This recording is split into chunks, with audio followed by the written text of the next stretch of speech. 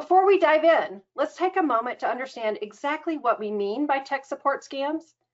These scams involve fraudsters pretending to be from reputable tech companies. They exploit fears about computer viruses and other digital threats to trick people into giving them money or access to their computers. As you can see, the nationwide statistics for all age groups is a little bit startling. These numbers are from the FBI's Internet Crimes Complaint Center, and this is just representative of people that actually knew to report the crime to the FBI. And there are a lot of people out there that don't know where to report a cyber crime. But if you look at the 60+ age group, they represent most of the complaints and most of the money lost. To help illustrate the seriousness of these scams and how to recognize them, we've invited a couple who encountered a tech support scam firsthand. So let's jump into their story. Mary and Jeff are a typical semi-retired company that live in Colorado. Jeff is retired law enforcement and Mary is retired from software development. And I want to thank both Jeff and Mary for being brave enough to come onto a national webinar and tell about their experience with the tech support scam. Mary and Jeff, would you please come on and tell us a little more about yourselves?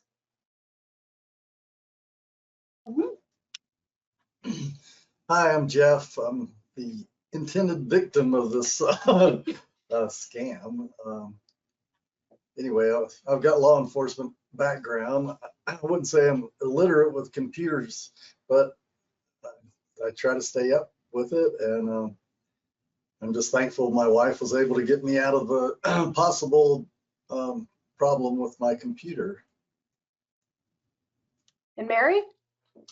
Hi, I'm Mary. I worked in software engineering for 3 decades, and then after I left that, I started working part-time in cybersecurity and working with small businesses, and basically also full-time IT support to my entire extended family. Awesome. That's a lot of experience. That's a lot of responsibility, Mary. I think that's funny. So it's my understanding that you took a video of what your computer looked like during the scam, and I thought maybe we could start by watching that, and just so everybody's on the exact same page. So let me share my screen again, and I will get that up. So just one moment, and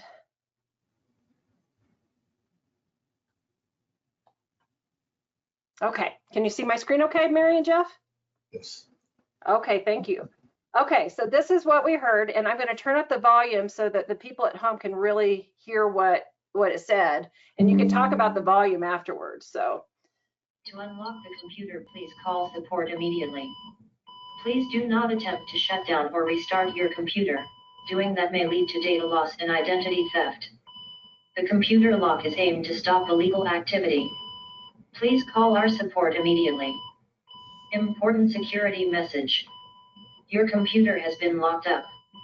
Your IP address was used without your knowledge or consent to visit websites that contains identity theft virus.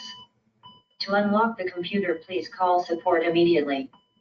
Please do not attempt to shut down or restart your computer. Doing that may lead to... Okay, so I'm going to stop my share and come back to you. So Jeff, you said this was on your computer. What were the emotions going through your brain and your body as you actually saw this scary message? Yes, this is Christmas Eve, early morning. It was nice and quiet, and I thought I'd visit Facebook and see what my friends were doing around the holidays. So I was just clicked on to just a regular post. It looked very innocent. Next thing I know, I started getting these alarms on my computer. So it was very startling. I was like, what I do? And, you know, I didn't know if it was truly a scam or what I should do. Yeah, it was kind of panic. So I didn't know. And Mary was upstairs taking a shower at the time. And I thought, oh boy, I'm in trouble now. So I really didn't want to bother her, but I was pretty much stuck.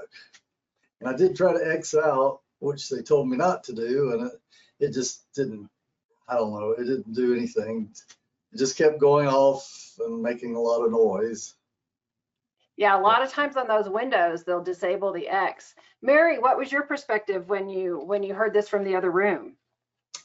Yeah, I was getting ready because we were going to go over to my family's house because we usually celebrate Christmas on Christmas Eve. And I heard this noise and I immediately started running for his computer. And so when I got there, I was like, well, what did you do? He said, I just clicked on something. I'm like, okay. And what have you done since then? And he said, well, I tried to X out of it. So that made me more worried because I knew that this was probably just a scam to get somebody to call. But as soon as he clicked, I wasn't sure whether malware had gotten downloaded or not. So I took the video and just in case anybody needed to see it, Jeff had already taken a picture of it very wisely so that he could show anybody that needed to see it as what was happening. And then I unplugged the computer, hard shut it down, ran upstairs, pulled the plug to the modem, and then got dressed. It was a little shocking on a couple different fronts. Yes, it was a lot of, I turned everything off inside the house. I mean, every computer, all the phones, I just turned everything off, got dressed, and then said, okay, we're gonna go take a walk. So we left. We went and took like a 20-minute walk and then talked about it because, Jeff was still really worried what was happening to his computer, and I was, we didn't need to be touching it. We just needed to go and think about it and just try to get, some calm in. But that noise, all the noise, this is the first time I'd actually heard the noise that went with it because Jeff had his sound on. And it is pretty terrifying, all the alarms and everything else. Yeah. And so, Jeff, coming back to the alarms and the beeping and the messages going, bigger and smaller, and then the line at the bottom, what emotions specifically do you feel it brought up in you and what reactions were you fighting? What were you reacting to? Tell us a little bit more about that when you first saw it. Well, the alarms were definitely disturbing, and I was very confused what I should do. So it creates a panic. It feels like I'm panicking over it. I read over it. It said call support, but I didn't want to do that. And I was just what I do next, and I was kind of in limbo what to do. And I thought, oh well, I probably lost this computer, and hopefully that's it's going to be trash, and that's the extent of it.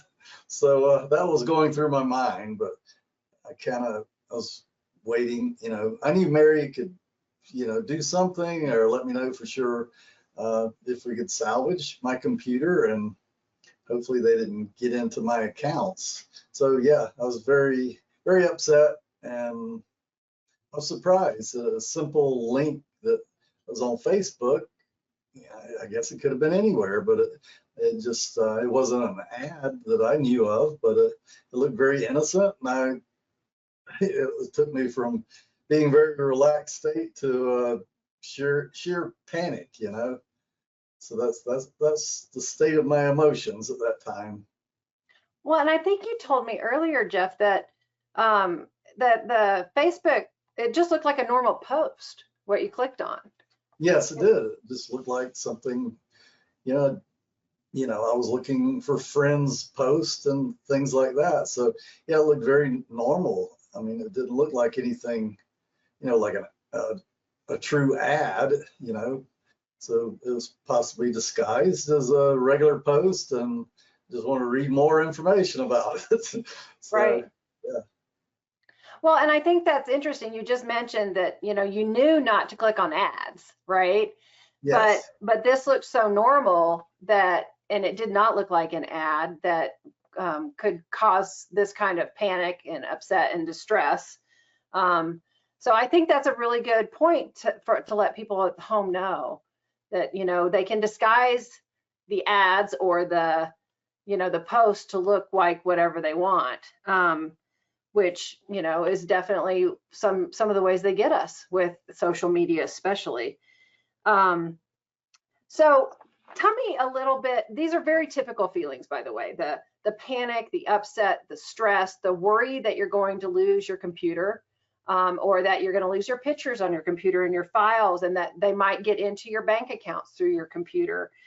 And so what they try to do is they try to get you out of that critical thinking brain and into your reactive brain. And so all those feelings make you more reactive and less thinking. And so, obviously the video looked really serious. Alarms and sounds were going off. And so I love that you went for a walk. And tell us about what happened on that walk as you were, walking around the block for 20 minutes and talking. Tell us about what you talked about and how you were able to get back into that critical thinking brain. Sure. Well, first of all, I explained to him why, the actions that I took, the fact that, we turned it off, that there's no connection now to the internet. There wouldn't be anything more that they could do at this moment in time. So, just to allay his fear that we had to do something right now, right? I'm like, we don't have, people live thousands of years without internet. We will be okay if we don't have internet for a couple of hours. And so, we talked about that. We talked about how, it was really scary with the noise and the sound and those kind of things. You see, we've seen blog posts and we've seen other things about these tech scams, but this is the first time I'd seen one where I could see it in full operation, and I could see that they really worked hard to get you very excited about it. So, we mostly talked about that, and then we talked about, what we're going to do for Christmas Eve, just to get our minds off of it. Okay, so after you had this talk, Jeff, and you're walking, how did you feel compared to the stress that you felt when you first saw the tech support scam? How did you feel? Well, I think the walk was very helpful. Just got me out of this place of just away from the computer. I was to the point where I said, well, maybe I lost a lot of things. It's too late now, and we'll see when we get back if we can salvage this. So yeah, it was needed. Just take a break and kind of walk away from it. The damage was already done as far as I was concerned at that point. So and having confidence in somebody that's more tech savvy, that's definitely a reassurance. So I didn't feel a need to call that number that says it's a Microsoft support team or whatever it is. And that was probably the best thing to do, just walk away. So I wouldn't be tempted to call anybody other than allow Mary to help me with it. Yeah. And so Mary was your backup. She's got a background in software development and some cybersecurity as well. So what advice would both of you give if you didn't have a Mary and you lived alone? I would need to call somebody other than what they're advertising. If a business was open, that was around the holidays, so I definitely had to call somebody with more experience than me, and that's one reason I took the picture, so I could actually show them what whoever was going to help me, show them what I was facing, and the picture of it, might have helped them in some way. I totally expected the computer just to be totally wiped out. So that's why I took the picture. So yeah, calling somebody else, it's always better to call someone else before professional, as they say. So that would be my advice. Well, and we checked, and that is definitely not the Microsoft phone number. But we actually checked the Microsoft Contact Us page and their support page, and they don't have an 800 number. on their page. And they don't have a phone number, period. You connect them through the internet. So, you know, whenever a big clue would be if you see the phone number from a large reputable tech company that you may or may not have a relationship with, it probably is fake just because because they're advertising the phone number in the scam. Mary, Jeff talked about, you know, what advice he would give for those that don't have a Mary and maybe live alone. What advice would you give for people that don't have a Mary and maybe live alone?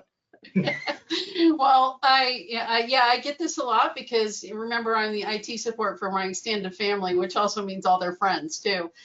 So my mom has been scammed before, and so basically what you know, I've talked to her about, you know, if you work in cybersecurity, nobody in your family gets away with just, you know, they all now know, right, that basically what's going on and what to do. So my mom actually has her and her friends call each other, right, when they see something, or they call me, but, you know, and I'm always available too, but you know, typically now they just call each other if they get an email and it doesn't sound right, or they get a phone call, they'll call each other and talk through it. And so that is pretty much what I've been telling my family and my mom's friends is, you know, find a buddy and make sure you call somebody, you know, no matter what it is, just call, and that at least will give them a few moments away from the computer and also to get a chance to calm down. Well, and at Cyber Wyoming Alliance, we actually encourage people to find a cyber buddy. In the past, they had a campaign going on about don't text and drive. So make a pact with a friend, verbally, in person, whatever, that you're not going to text and drive, and it will keep you more accountable. Mm-hmm. Same thing with the cyber buddy. Make a pact with your cyber buddy, with a friend, and say, you know, I will not give out my personal information, violate my gut instinct online about an online scam, and I will not give out my my user ID and password without talking to my cyber buddy first. And that's a great pact to make with friends. So it sounds like your mom's already done that. Yeah. Yeah, and that's pretty cool. And maybe, you know, the I will not let a stranger onto my computer is also a really good a really good pact to make with your cyber buddy.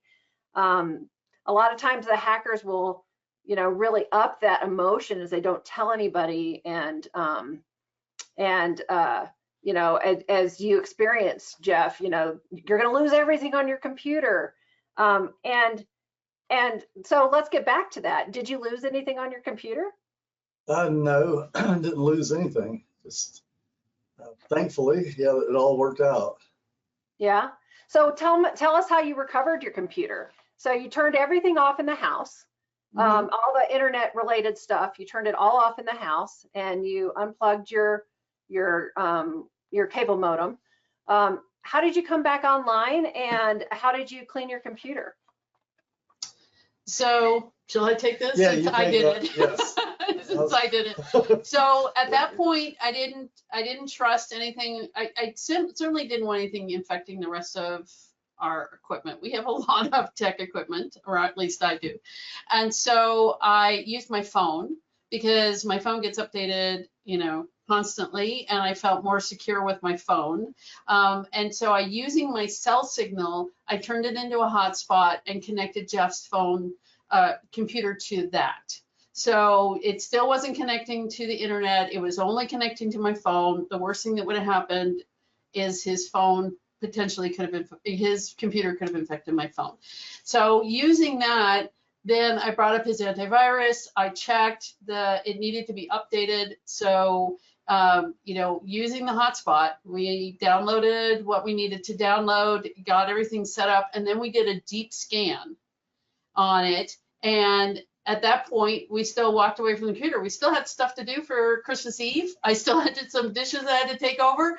I was like, no one's touching internet in this house until we have this deep scan and we make sure that nothing's going on with Jeff's computer. So we actually didn't come back to it until the next day on Christmas. I came back, checked the deep scan, ran it again just in case. I didn't trust anything. Once that happened, once the scan showed that everything was okay, we checked his bank accounts and everything seemed to be all right, then then I started gradually adding more and more things to the internet, seeing what was going to happen and so on. And so that's how we recovered, was slowly, very slowly. I wasn't in a rush. I mean, really, people can't survive without the internet. Well, and I liked what you said. People have survived without the internet for 2,000 years. We can survive for a few days. I think that's a really good perspective on it. Now, Jeff had, Jeff has a Mary, but if you live alone, what advice would you give to somebody in the audience that had the same thing happen? How would they protect their computers? How would they protect their other devices that are internet capable in their home? And who would they go to? Yeah, well, if you've got a friend who, works in the industry, and a lot of people do these days, and so, that might be a good person to reach out to. And then, especially if it's around a holiday, we weren't going to be able to get a hold of a store or anything like that.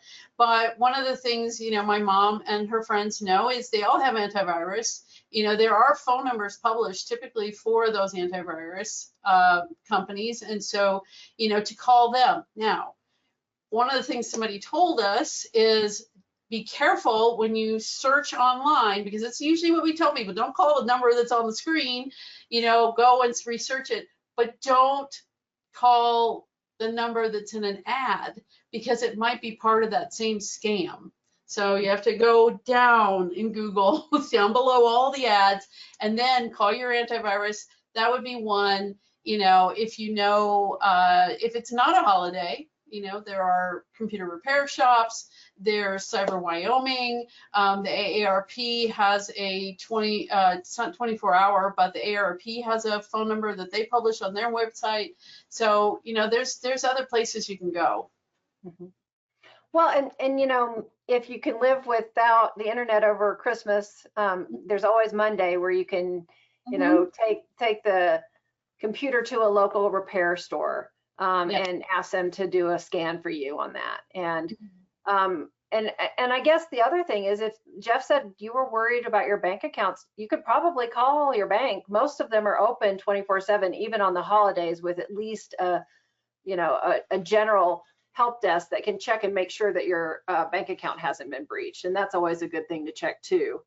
So I would say local and in person instead of even calling, but it is a good point. Your antivirus software probably has an 800 number that you can call. Maybe a good idea would be to write it down ahead of time. And Jeff, you had some really good advice for people. Like, we tell people not to put a password on a Post-it note on their monitor, because that's obviously not safe, but anybody can see it. But you had some really good advice when we were talking earlier before this webinar about what you might want to put on a Post-it note to allay the emotions that you were having when you saw this tech support scam. Do you want to talk about that a little bit? Yes. If Mary wasn't here, this is, if somebody doesn't have a Mary or have anybody able to help, do your research and basically have a plan of action and just put it on a sticky note. Maybe the phone number to your antivirus software, or a friend that's knowledgeable, and that would help calm you down when you're hearing all the noise, all the bells and whistles, and that was really loud. And I don't usually have my volume on my computer turned up, so I don't know if they were able to turn it up or what, but it was definitely a loud, just causing more panic. So if I had a note to look at least I can, just same as in law enforcement, we always had a plan so you could stay focused and you don't get emotional. So you know the protocol and what you do, so that takes emotion out of the situation. And that would be a great plan. That'd be a great option. So let's talk about what we should put on that sticky note. I love the phone number of somebody that you trust. already there. But what to do with your computer right away? I mean, Mary immediately turned it off and unplugged it from the internet. So, you know, what other things, including turning off the computer or unplugging it from the internet, might also add to that Post-it note? So do a 1, 2, and 3 for me of the top 3 things you might put on that Post-it note. Even if we're reviewing, it's an important point. Probably the first thing would be, and you can grade me by this, I'd probably, after watching Mary, I'd run to the modem and unplug that first, probably. And, you know, and that would be my first step. Yeah, from there, turn the computer off. That would probably, you know, and then call a friend or somebody that could help me and give me the advice I need. What should I do next? Because, you know, pretty much stop the damage, I believe, if I disconnect the modem. And switching everything, like Mary was talking about, switching her phone and making her phone a modem would, yeah, if I needed to do other work on my phone or something else. So, I like that. I love turning off the modem, because if they did actually gain access to your computer and you're worried about your bank accounts, they won't be able to get to it through your computer unless they were able to, you know, steal some user credentials off your computer. But they won't be able to get to it through your computer if you have your password saved on your computer and that's what they're using. So that's really, really good. I like that idea. That's a great idea. And then, you know, maybe the 4th one would be call the bank, just to make sure. Yeah, I like that. Mary, do you have anything to add to that, or do you think Jeff summed it up pretty well? I think Jeff summed it up. The only thing is that I don't know if everybody knows that you can turn off a computer anytime and it is not going to explode, smoke, turn into fire, anything like that. But by turning it off, we actually mean a hard turn off. Like, you hold down that power key until it goes off. I think sometimes when we say we turn it off, sometimes people just close the laptop lid. And so I just wanted to make sure that people understood. We're talking about seriously turning it off. You're not going to damage anything by doing that. So. And that is a really good point, because when you close the laptop lid, the screen goes dark and you think you're turning it off, but you're not actually turning it off. So right. Very good point, Mary. Yeah, you need to press the button to turn it off and hold it down sometimes so it'll go down. And or maybe go, if you're on Windows, go to start and shut down. Yeah. Okay. Good. Excellent. So let's talk about what you think would have happened had you called that number and engaged with the scam. Mary and Jeff, do you want to talk about that a little bit? Because I know that was one of your big fears, that other people might actually engage with this scam, or that maybe this fear and urgency would have, you know, tricked you into engaging with the scam. Yeah, I'm sure that if I called the number, which is very tempting, I'd almost like to want to go to a payphone and call that number, see who answers it. But, you know, at the time, if I'd have called the number, they would probably, you know, they had my phone number then. Maybe they could hack into my phone, start sending me text and things like that, or they'd know my address. Not that, I don't know if that means anything to them, but they'd have more information on me. I'm sure I'd be on a list. My phone number would be on a list after that.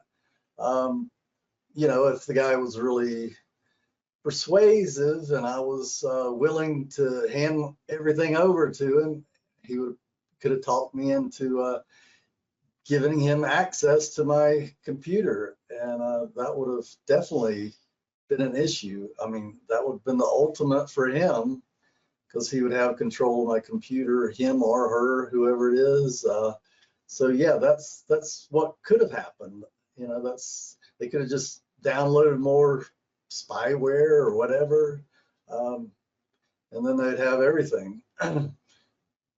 Yeah. So that would be my fear. And I guess, you know, maybe I'd panic afterwards, and then I'd start changing all my passwords, and they would have all my passwords. You know, there's all kind of things that could happen with that. Mary, do you have anything to add to that? No, that's actually sounds pretty right, because my mom, not a tech support one, but it was had to do with her Google suite. It was very similar. She called the number. They said they needed to get into her computer in order to fix it. They also insisted she give them $700 for the privilege of being scammed. And that's pretty much what happened. The only thing they didn't do is they didn't get into her bank accounts. But they did charge her the $700, and who knows what they put on that computer. That computer is long gone now. After I found out about it, I made sure that computer was gone. Mm-hmm. So Jeff, I know that as a result of this experience, you changed one habit and you decided to get a password manager. Can you tell me a little bit about, obviously this is part of the reason why, but were there other reasons that you chose to start using a password manager? And can you tell me a little bit about that learning process and how you like it today after you've gotten used to it? Yes, that was Mary again. So that was her idea, and it was a great idea. At first, I was reluctant. I have my password book, and I have all my passwords, and I change them on a regular basis, but they're always in the house. Someone could grab them, I guess, if they broke in the house. But anyway, at first it was a pain just starting something new and putting all my passwords in the account, but it's so much easier now. So if I want to go to the bank, I can log into the password account first and just click, and it fills in all the information, the password, the user number, and it verifies who I am. So and then if I want to switch to Amazon or switch to go somewhere else, it's always, I feel more protected with that. And it's so much easier than, one button at a time, putting my password in. So yeah, it's a lot quicker. But at first it was a different habit, and it took me a while to get to appreciate it. But I definitely recommend it to everyone. That's awesome. I appreciate that. Were there any other habits besides the password manager that you changed after experiencing this, or that you became a little more security aware, or was it mostly just the password manager? I was leery of Facebook, and I stayed off it for a while. I didn't take any friend requests, anything like that.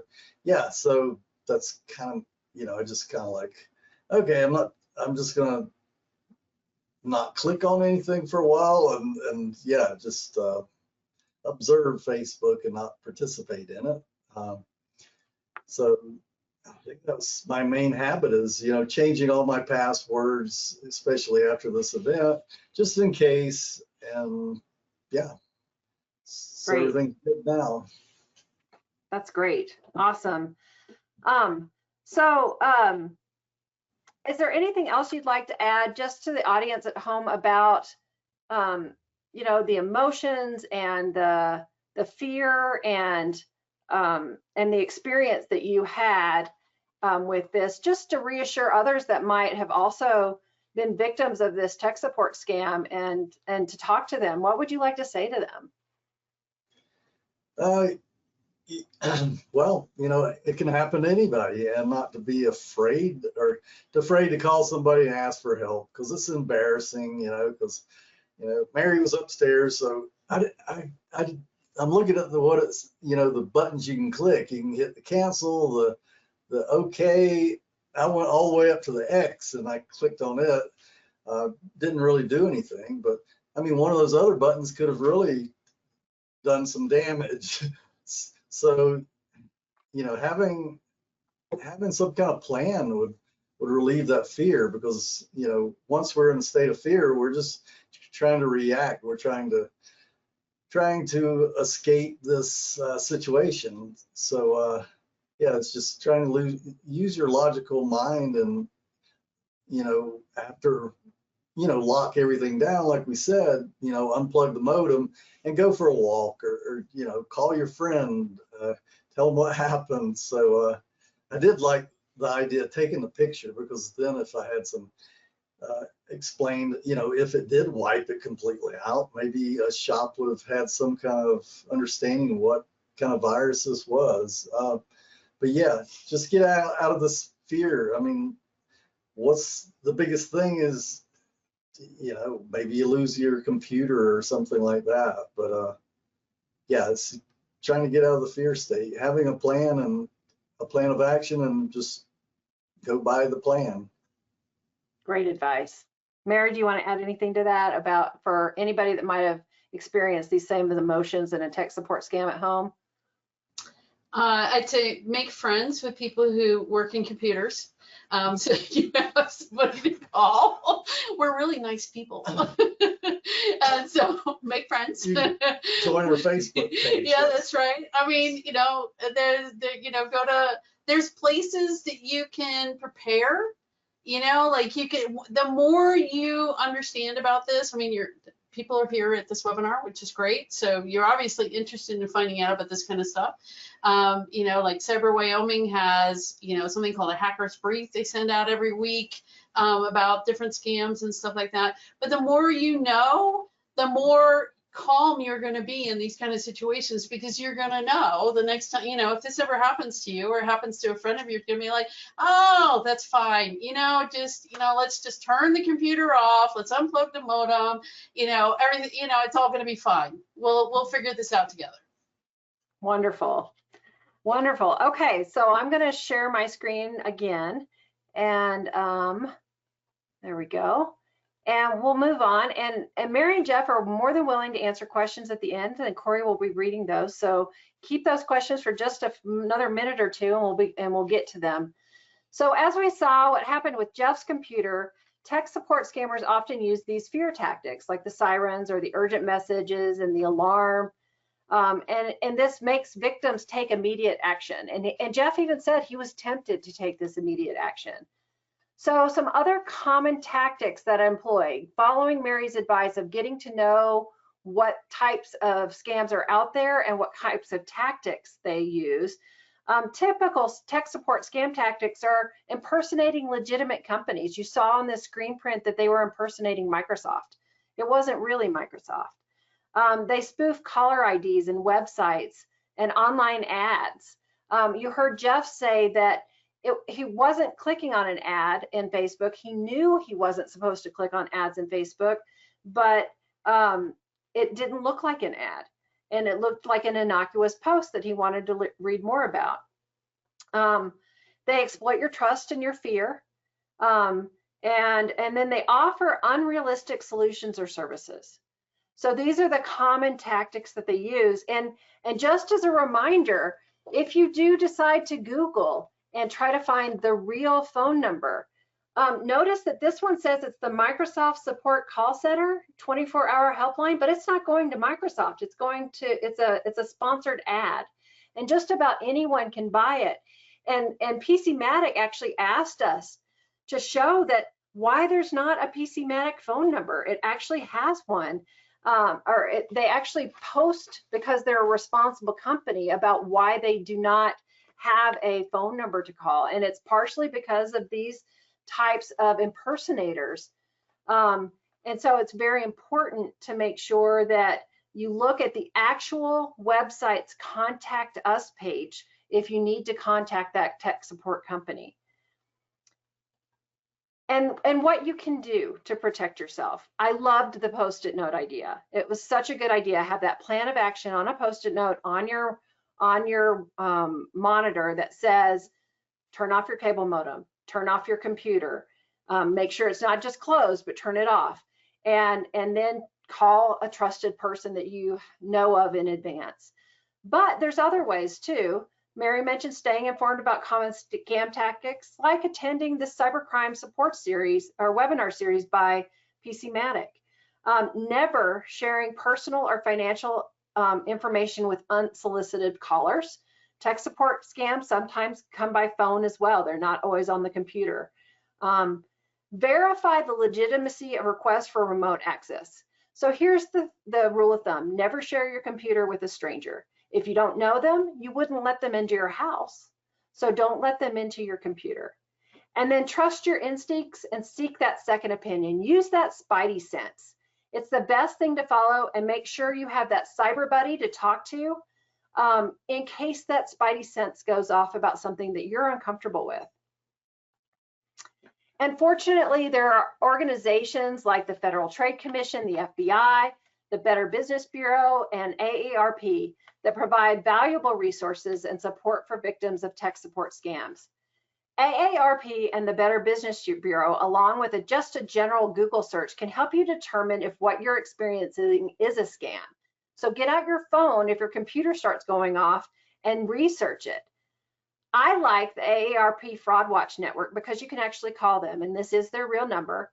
And I program the Better Business Bureau site into my phone so I can instantly research to see if a business is legitimate or not. So these are two things that you could program into your phone: the 800 number for the Fraud Watch Network and the Better Business Bureau site to search for a legitimate business. There are also lots of ways to report a scam. If you've lost money, be sure to report to local law enforcement and your bank and the FBI. Call and be that squeaky wheel. Report it online and then call. Sometimes they can stop funds transfers if you act fast enough. If you didn't lose money, but you want to report the scam so that other people will know about it and you're protecting them, consider sending it to the Cyber Wyoming Alliance and signing up for our Hackers Brief, which Mary mentioned. It's a weekly redacted publication. We protect your identity, and it's of scams reported by individuals like you. It's free. And if it's a government impersonation scam, be sure to inform the IRS, the Social Security Agency, the Postmaster General, and the Federal Trade Commission, the Medicare office, whomever who is being impersonated, be sure to notify them. And finally, if you're a victim of a scam, you can get help from identitytheft.gov and the AARP Fraud Watch Network, and often your state's attorney general as well.